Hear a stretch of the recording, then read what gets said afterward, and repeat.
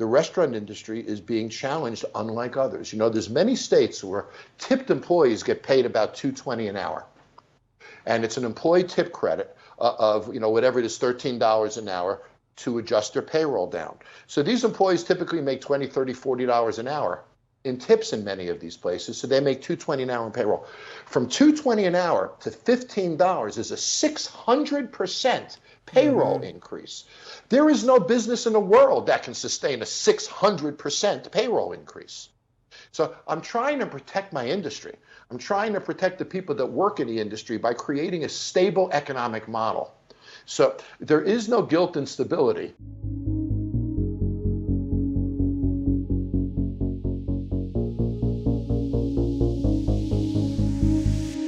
How worried are you that small businesses, the guy that just wants to make a great bar, a great restaurant, not a franchise, not a big business, but the guy that wants in his hometown to just put the greatest restaurant ever there, that they will have looked at what happened over the last year and be like, you know what, the risks always, I'm sure you know the numbers for restaurants and bars, if you want to tell everybody the failure rates, they're always absurdly high. But now the risks seem almost incalculably high for people to want to get in on this. It's interesting that you mentioned, I own a franchise called Taffer's Tavern. And we created this franchise. You'll find this interesting, and I'm not doing this as a plug. We 2 years ago had no labor pool. We were approaching $15 minimum wages, and the labor pool that we did have were mostly new Americans who didn't speak English so well. So I said, I got to create the casual dining concept of the future. So I want to cut labor costs in half. I want to bring in robotic cooking, robotic ovens, eliminate back of the house, create this whole new restaurant model. So I did. I worked with companies like Middleby and worked in test kitchens around the country and created this kitchen of the future concept a year ago. Called Taffer's Tavern, did our franchise registration, started the franchise. COVID happens. We find out we don't have any raw protein in our restaurant. It's all sous vide cooking. Everything is individually wrapped, prepared in computerized ovens. It's really high quality. So we don't have raw and cooked product. We don't have grease. We don't even have hoods. So we have a very different cooking model. It is the kitchen of the future. We are the most COVID-safe kitchen in the world. We didn't even design it this way. So now we put uniforms on our kitchen staff. We have cameras in the kitchen so you can see your food be prepared right on your phone. And we created the safest, cleanest kitchen concept in the country, starting on a whole different basis. So I launched my franchises, and I'm answering your question for you because this is interesting, Dave. And we sold a bunch of franchises. We sold Washington, we sold Atlanta, a whole bunch of territories. We're doing very, very well. The franchise is going. COVID hits. Shoo! Sales stop of franchises. About 45 days later, we get a phone call from some people that say, listen, we're a franchise company. We're interested in buying your franchise, and here's why. We want to buy it now because we think some of the greatest restaurant locations in America are going to become available in the next 90 days. And we want to jump on those locations with a concept that has good, solid economic modeling. And, it's an interesting, I never quite thought that way. So we just sold the city of Boston. We just sold the city of Washington, D.C. to sophisticated developers who are now dropping them in places like Faneuil Hall because these locations have become available. My point is this. There's opportunity now. And the industry is going to go through a shift. There's no question about it. But there's great locations that are going to be available now. There's aggressive landlords who will give you very aggressive deals right now with tenant allowance packages and free rent for a year or two. I mean, they will bend over backwards to do those deals. So to that fictitious restaurant guy that we were just talking about who's scared to do it, maybe this is the time to do it.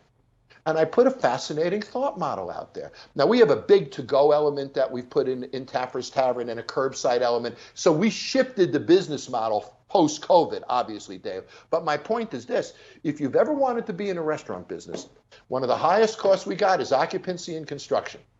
Today, there's unbelievable opportunity out there. Don't just think that COVID is bad for the industry. It could be good for the industry, too, for some people in the end. Yeah, interesting deal, isn't it? Yeah, well, chaos always brings opportunity. I'm actually glad you brought up the automated kitchen and mentioned a little bit about the economics of some of this, because it is something that I talk about a lot on the show relative to minimum wage and the rest of it. So for you as a guy that I know you want to employ people, you want people to feel empowered and feel like they have some control in their lives and all that. when you're making those decisions to go, well, wait a minute, I can't pay these people $15 an hour because technically they're not worth it if they don't speak the language and all that, without getting into all the specifics of that. Do you have sort of like almost like a philosophical struggle there between how to go ahead and do a new business that isn't going to hire as many people potentially, but is going to be more of, say, a restaurant of the future and something that's sustainable? That's your whole point. Honestly, no. And of course, there's a personal fact. You want to hire as many people as you can. You know, my proudest day is when I had about 900 employees. And I used to think to myself every night, I put about 1,000 meals on the table every day. I was really proud of that. But, you know, today my responsibility is to sustain the jobs of the people that work for me, to provide them with an opportunity that is consistent, is going to last, and provide them with a good income. Bigger doesn't necessarily mean more stable, doesn't mean more income for everyone. Also, what about the guy who built all the robotics, who programmed all the systems? They got jobs that didn't have them before. So I don't think I'm eliminating jobs. I think I'm redistributing those jobs a little bit into technology plays rather than just straight cook lines. But you know, I think that the restaurant industry is being challenged unlike others. You know, there's many states where tipped employees get paid about $2.20 an hour. And it's an employee tip credit of, you know, whatever it is, $13 an hour to adjust their payroll down. So these employees typically make $20, $30, $40 an hour in tips in many of these places. So they make $2.20 an hour in payroll.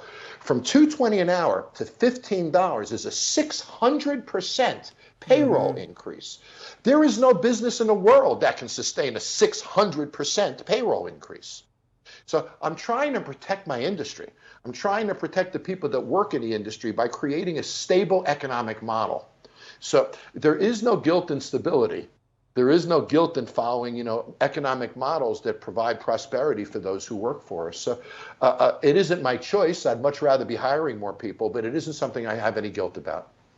Yeah, I love the answer. I mean, that's the honest answer. And unfortunately, we've got a lot of business owners these days that would give you the guilt answer to just sort of pretend they're doing the right thing as opposed to actually doing the right thing. Yeah. If somebody's watching this right now and they're young and they always wanted to get into the biz, you know, you talked about a long resume of doing basically everything. What would you recommend? I mean, is the first job just to be a bar back, or do you have like a specific idea on how they get in on this? Yeah, you know, I think the most important two jobs are a line cook and a bar back. You learn everything from those two positions, or bartender. So, you know, I'm of the belief that you should not go into this business until you at least 10 bar and work in a kitchen. Those are the two areas where waste occurs. Those are the two areas where theft occurs. Those are the two hearts of the business. If it breaks down there in either of those places, you have no business. The worst thing in the world in a restaurant industry is to be held hostage to ignorance. I can't tell you how many friends I've had over the years that have opened restaurants that have never been in a business before. They hire a chef, right? They pay him X amount of dollars a year. They're open 60 days. The chef says, this is all on me. I want equity or I'm leaving. And the guy who owns it doesn't know how to cook a steak or doesn't even know one of his own recipes. He's held hostage by his ignorance. This is a challenging business. You know, think of a retail store, but the T-shirts go bad after 3 days. How about that? Imagine a T-shirt shop that they rot away after 3 or 4 days. You know, that there's theft. So we have to manage production. We have to manage retail, manage merchandising, manage staff, manage purchasing. It's a very difficult business. And you can't do it from a point of ignorance. Those are the people who fail. And it's interesting, Dave, because if you look at the statistics, about 1 of 8 restaurants succeed for a first-time operator.